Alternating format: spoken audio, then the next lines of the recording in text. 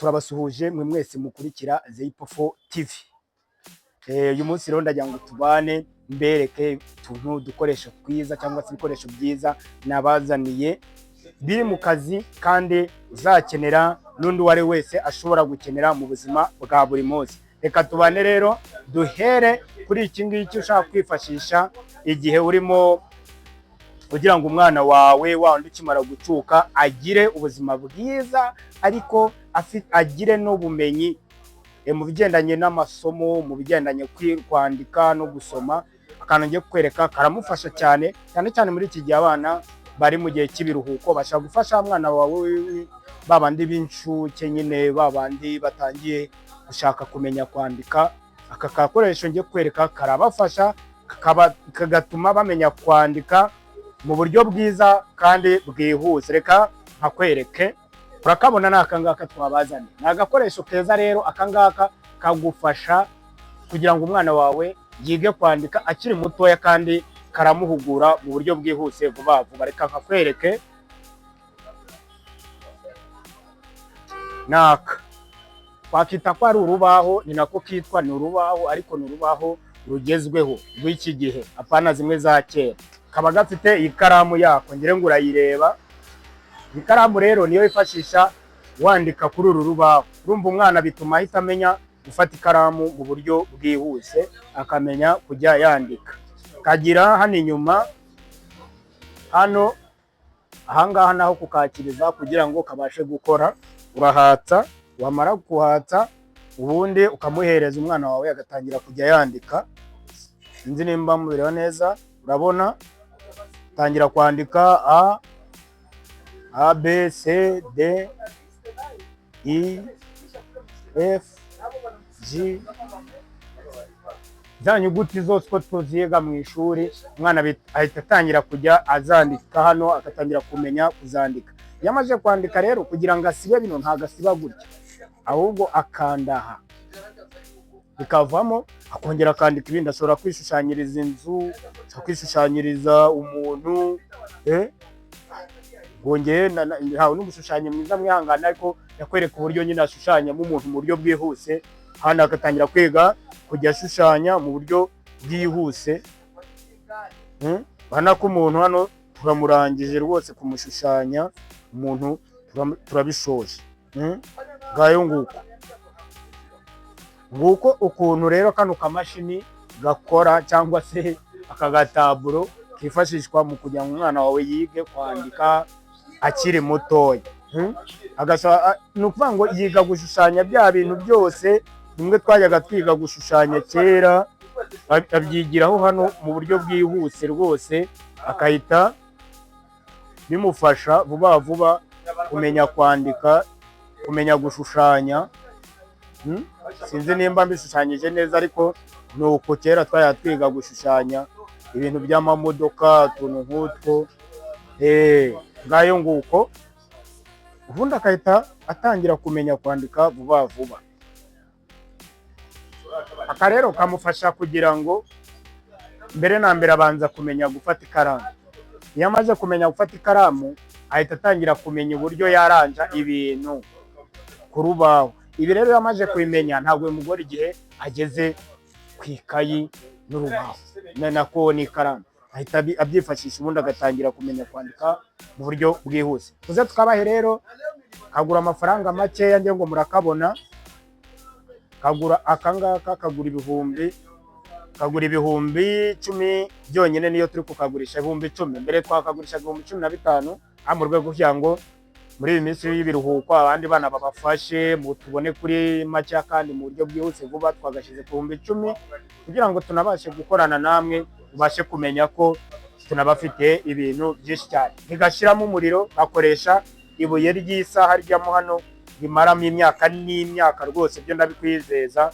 Ubundi ugatangira, ubundi ukazarihindura hashize igihe kinini gishoboka rwose. Kagure rero umwana azagakoreshe, muzanire n'ibindi, n'ubundi azaze nawe agakoreshe, n'undi azagakoreshe. Muze tutubahe ku mafaranga make, ibihumbi 10. Karibu muze tutubahe. Reka mbereke rero n'akandi ushobora kwifashisha, agakoresho keza cyane. Ndabereka hano reka tubereke n'akandi gakoresho kifashishwa mu rugo kifashishwa n'umuntu wari wese, umwana, umuntu mukuru, abakecuru, abasaza. Gakoresho muzakifashisha kugira ngo kabafashe mu kubona umutobe mwiza mu mbuto muba mufite hariya mu rugo. Abantu tubana ku mbuga za Instagram n'izindi mbuga nibo babizi cyane, ariko akanga kanagira ngo nabo nkabereke namwe tubanye hano.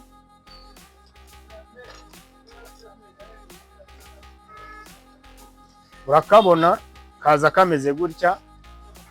Aka gakoresho rero kukareba kifashishwa mu gukamura indimu, amaronji, watermelon, inanasi na mandarine. Aka gakoresho rero kaba kameze gutya, aho kagizwe n'aka kayunguruzo urebamo imbere kano, kakagirwa n'iyi simple machine imeze gutya. Ikintu gakora rero urakabona, ushyiramo kano kayunguruzo mo hano gutya, mo hano imbere bagaterekamo, warangiza ugashyiramo rwa rubuto rwawe, warangiza gushyiramo rwa rubuto rwawe ugakanda gutya.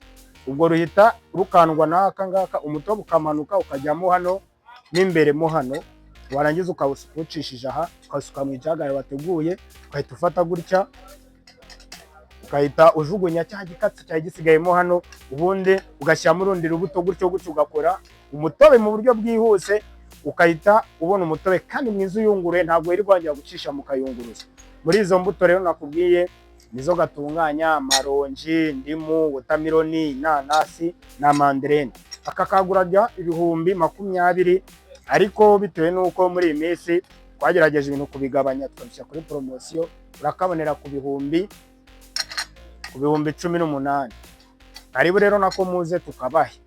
Kangaka kazabafasha mu rugo ahantu hose muri, yaba ari abo bana batoya mubakorere ji nziza muri izo mbuto, aba ari umutobe mwiza ukamuye umeze neza. Karibu muze tukabahe. Unagakeneye hari hose twabikoherereza, byose twagiye tukwereka, uhamagara kuri iyo nimero uri kureba aho ngaho muri screen, ubundi tukabigushyikiriza neza cyane. Ndetse twafite n'ibindi bintu byinshi bitandukanye, amablender, amapase,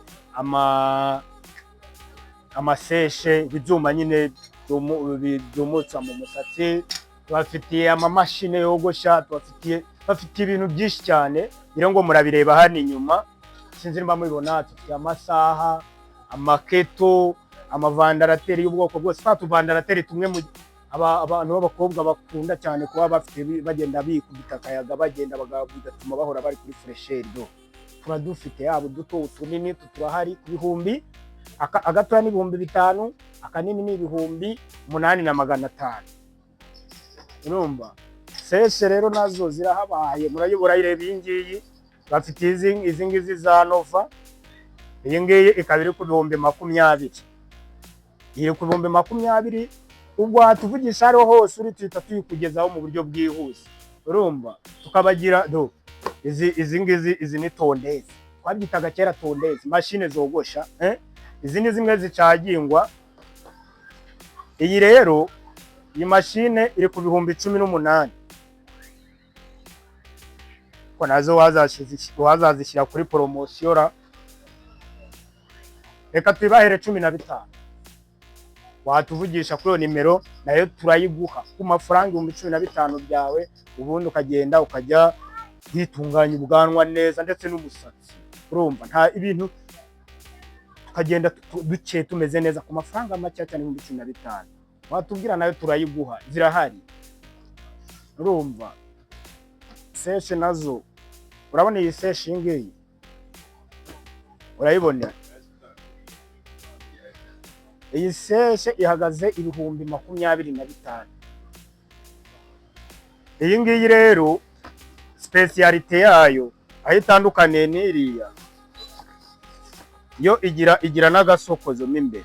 Murabibona ko iyo ifite n'agasokozo mo imbere, nicyo kintu cya specialite. Iyi ngiyi ifite 25. Uraza tukayiguha rwose, cyangwa se ukatuvugisha kuri nimero naberetse, tukayikoherereza aho hose uri. Karibu n'ukuri muze tubahe ibintu byose n'ibindi byose wumva yifuza tubaze, kuko urumva yenda bitewe n'iminota mike tadufite, ntago buri cyose turabivuga ngo tubirangize. Urumva turafite rero ibintu byinshi, za blender, juicers, abantu muza ama juicer turayafite hano. Urumva ibikoresho hafi ya byose hari by'ama electronique hano urabibona rwose. Urumva muze rero muze tubibahe ku mafaranga makeya.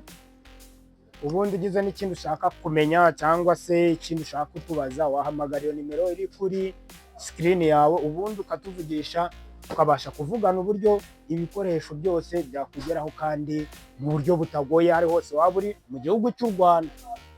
Hanze sindabyohereza, ariko abari mu Rwanda, Rusizi, Rubavu, Nyagatare, Gatsibo, Kirehe, abo wese turabiboherereza ku mafaranga n'ubundi yayandi asanzwe.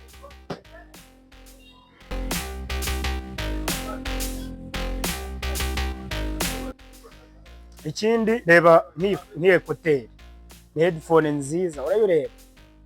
Iyi rero, iyi ni mu bwoko bwa JBL. Iyi no mu bwoko bwa JBL. Karibu rero muze nayo tuyibahe ku mafaranga make, ku bihumbi byawe.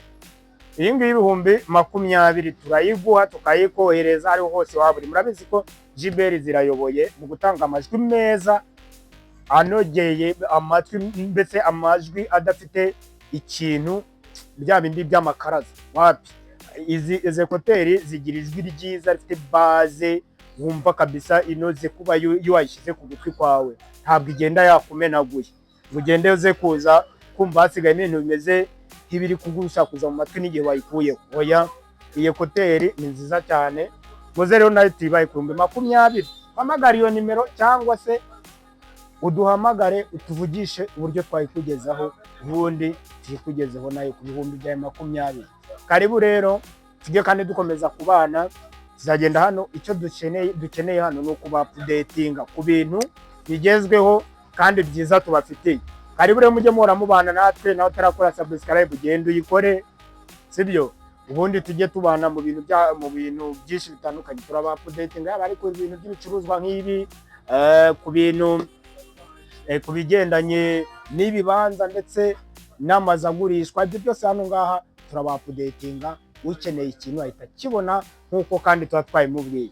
Karibu rero tujye tubana buri munsi. Mwakoze kubana natwe, Imana ibarinde.